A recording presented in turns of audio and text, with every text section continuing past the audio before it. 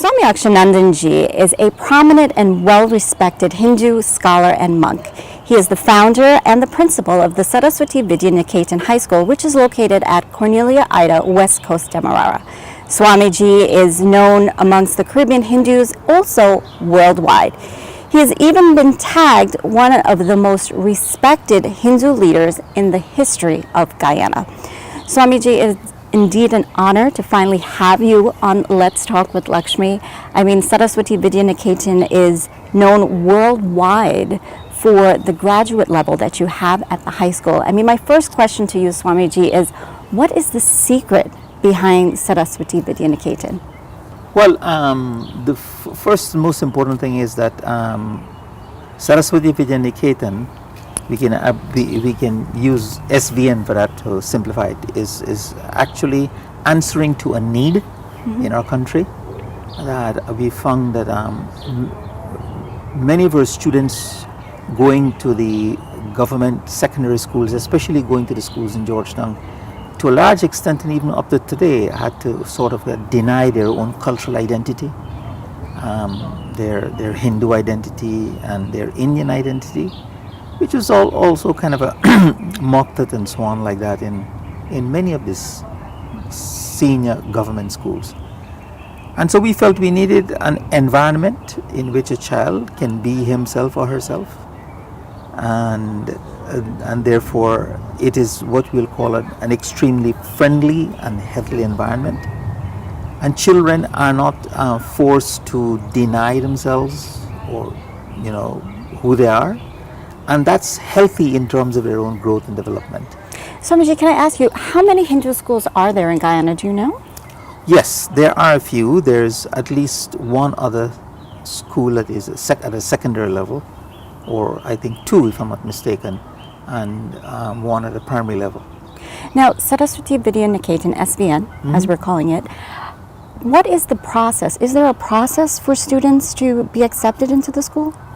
Well, we open, it's a general admission system, so we don't have any, the thing is that once the child completes what is called, what used to be called a common entrance in Guyana, that is by age 12, he or she should have finished the grade 6 exam.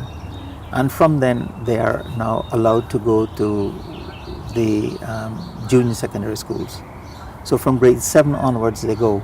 So once the child has reached that level, it's open admission to anybody. We stop at a number. We have a certain number every year that we admit. And what is that?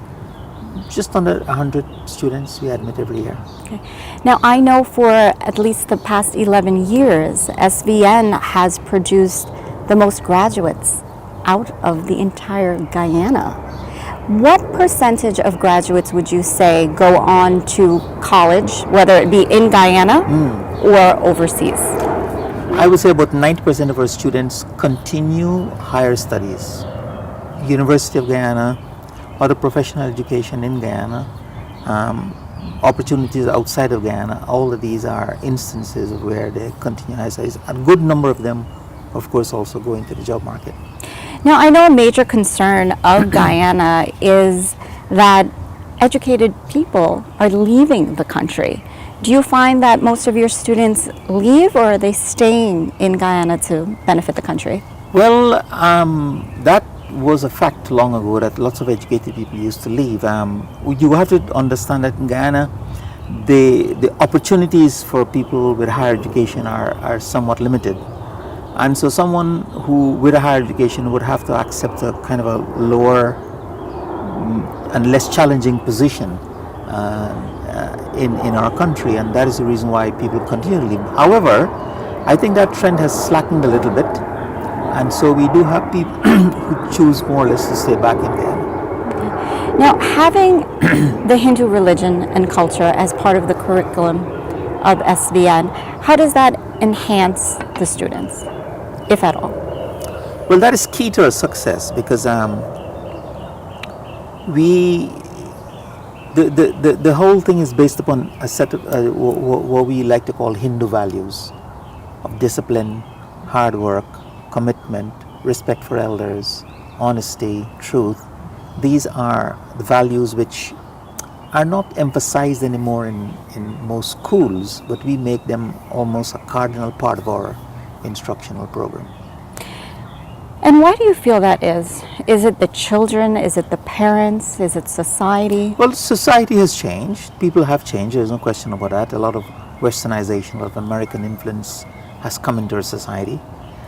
It is not an easy thing, even though, SVN has had success in many ways. It is always a constant challenge to,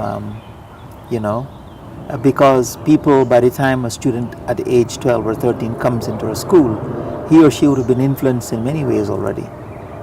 So it's a case of on influencing the child as well as even working on their parents, because many students, the parents are pretty young people, How difficult is it to maintain an efficient school like SVN? It is not difficult, it is challenging. Once the standard has been set, I think the school develops a life of its own, and I think that is what has happened to us to a large extent. A certain high standard has already been set.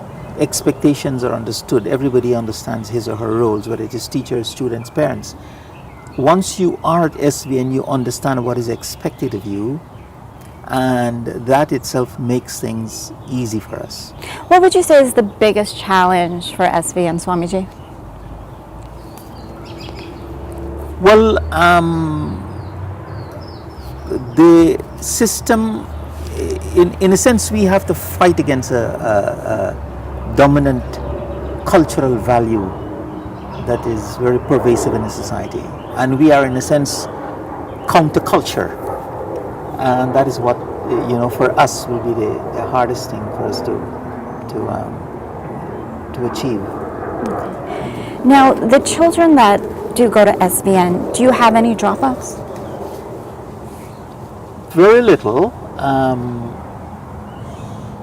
People do drop out sometimes because they find it hard. It is what you would call a strict school.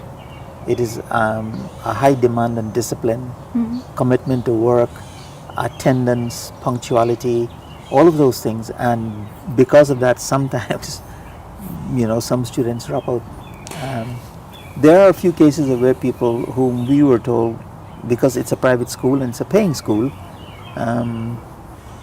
who probably decided they would not be able to afford anymore, and on that account left the school. We try to avoid that as much as possible, to give up, kinds of help and scholarships to students. What kind of help? What kind of grants and scholarships can you offer to students?